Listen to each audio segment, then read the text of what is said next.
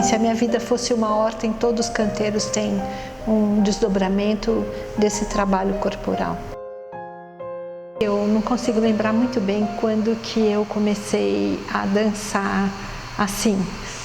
Eu sei dizer que algumas situações foram mais curriculares, digamos assim. Então eu tive aula no ballet teatro com a Yara von Lindenau, com a Diador, isso na minha infância. E eu, enfim, gostava do movimento e gostava de dançar. Aí teve um momento no começo da década de 1990 que eu já tinha 3 filhos, estava em casa numa situação super doméstica mesmo, brincando com eles, ou fazendo salada de fruta, ou arrumando cama, e me sentia dançando, sabe? Acho que era um momento alegre, assim, que tinha uma vitalidade, uma expressividade do movimento sozinha. E nessa época, na sala do meu filho do meio, do Gabriel, tinha uma menina que era filha da Renata Neves, que foi aluna da Dona Maria, etc., e que em todas as reuniões ela dizia assim, reuniões de pais, ela falava, olha, é importante trabalhar o corpo com as crianças, ela sempre trazia alguma coisa assim, e eu, nesse meu momento mais, vamos dizer, vitalizado, expressivo de corpo, falei, Renata, com quem que eu poderia dançar? Queria dançar. Aí ela falou assim, eu sei com quem você tem que ir. E aí eu telefonei para a Dona Maria, eu segui assim o caminho das 7 pedrinhas que a Renata me deu, certo? Aí eu liguei para a Dona Maria e ela falou, olha, eu estou com 2 grupos só, ela já estava bem velhinha, tanto eu fiquei 10 anos com ela, né?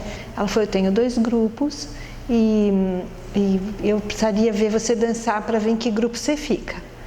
E lá fui eu para dançar, no dia que ela marcou, e ela falou, tem mais gente que vem. Eu falei, tá bom, gente que vem pela primeira vez. Eu falei, joia, e só que eu cheguei lá, era só eu.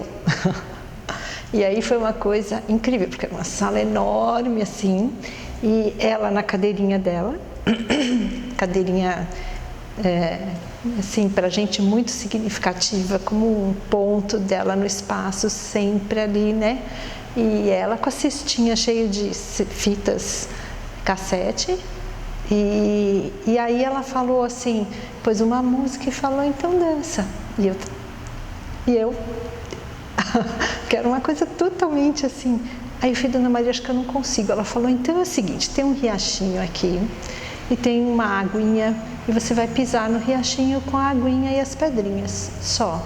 Aí eu comecei a fazer isso, e aí ela soltou a música, e aí quando eu vi eu estava dançando na sala inteira, assim, completamente entregue mesmo, sabe?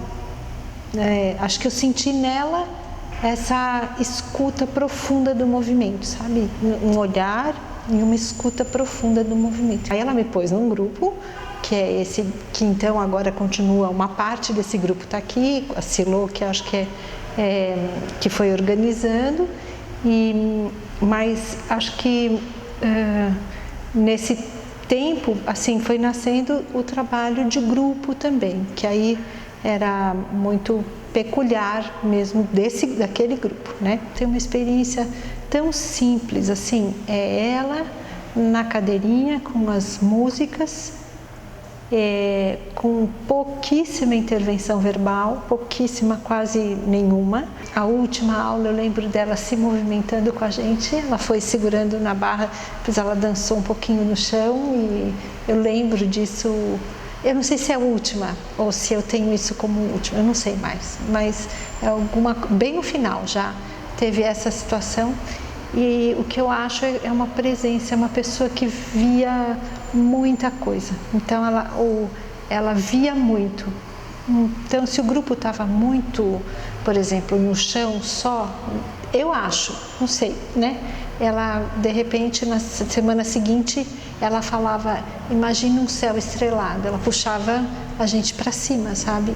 Ou se estava muito auê, ela falava assim, imagina, então ela punha, ou um elemento, por exemplo, um dia a gente dançou com um monte de folha seca, que ela jogou um monte de folhas secas, folhas que caíram das árvores, ela jogou no chão e era isso a aula. Às vezes com música, às vezes sem música. Então eu sinto que ela ia com alguma sabedoria conduzindo o grupo, sabe? Mas uma intervenção muito delicada, sempre muito, muito delicada. Eu lembro que uma vez ela falou assim, eu não sei bem porquê. Esse finalzinho de aula a gente sempre sentava com ela, não sei se alguém pediu para trazer alguém, para trazer criança, não sei, não lembro mais, mas ela disse, pode sim, a gente só não pode esquecer que tem muita gente que cuida dos outros aqui e quando vem aqui não é para cuidar de ninguém. Eu acho, e isso foi muito importante para eu ouvir, porque acho que tem era um lugar que eu me sentia sendo cuidada sem ninguém nem tá muito atento a isso, mas eu não precisava cuidar. Aliás, a gente fica cuidadoso meio no ponto, né? Não é uma atenção super de cuidado com o outro, mas é super também. Não é profissionalmente de cuidado, mas para dançar junto precisa ter muito cuidado um com o outro, né? Para mim tinha uma continuidade tão grande entre o que era o momento da aula e o momento de uma apresentação ou na FAAP ou no Instituto Goethe, não sei, para mim era tão contínuo que eu não consigo ver mesmo, assim, a minha proposta com dança nunca foi de ser dançarina, não é uma proposta artística com uma intenção artística, então eu acho muito diferente mesmo, sabe? Eu acho que nunca me senti exposta num palco, por exemplo, nunca me senti forçada a isso, nada, era porque tinha um grupo que dança juntos e faz isso, e isso foi ficando bonito. E agora, recentemente, a gente teve uma experiência na Funarte, que também, sem a Dona Maria, mas a gente pôs a cadeirinha dela, tinha a cadeirinha lá no cantinho, que era a representação da presença dela pra gente, né? E que também aí a gente sente, é um contínuo diálogo, é dançar com pessoas olhando a gente, não a Dona Maria mais, mas um público olhando. Mas eu acho muito bonito quem foi aluno dela e tem experiência de dançarino, sabe? Eu acho muito legal. Mas a minha experiência não é essa, né? Mas é super rica para mim e para as pessoas que eu atendo e para os meus filhos. Eu acho que teve um momento que eu tenho 3 filhos, um deles, a gente estava brincando no quintal de girar, assim, eu pegava as crianças e rodava no quintal. E um deles, ele estava entre 10 e 13 anos, estava mais gordinho, e eu pensei, será que eu vou conseguir girar? Porque os outros eu conseguia.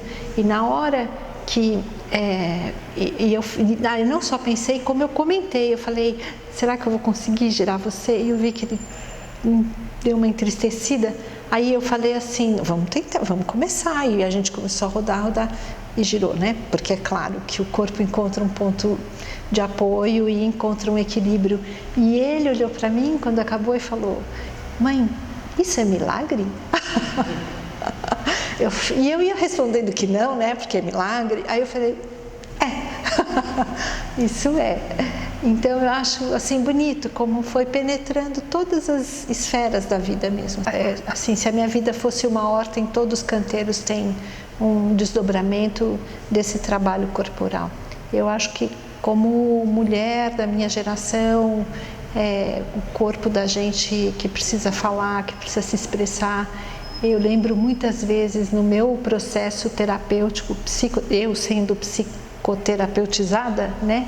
Tinha uma coisa do meu terapeuta dizer assim, acho que a Dona Maria é coterapeuta. E eu acho mesmo, porque o trabalho dela fazia uma fluência muito importante também, promoveu muita fluência pessoal.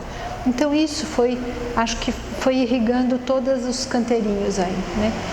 Psicologicamente, para o trabalho psicológico, eu não tenho nem dúvida, assim, é como se a gente a palavra emoção, que é uma matéria da psicologia, ela quer dizer para fora, moção, movimento. Então a gente trabalha com aquilo que a gente está vendo vir para fora, né? Como se a gente, um movimento, a emoção é um movimento. Então para mim foi importantíssimo o trabalho corporal nessa junção que nunca foi separada. A gente separa para entender corpo, mente, mas tudo funciona muito junto, né?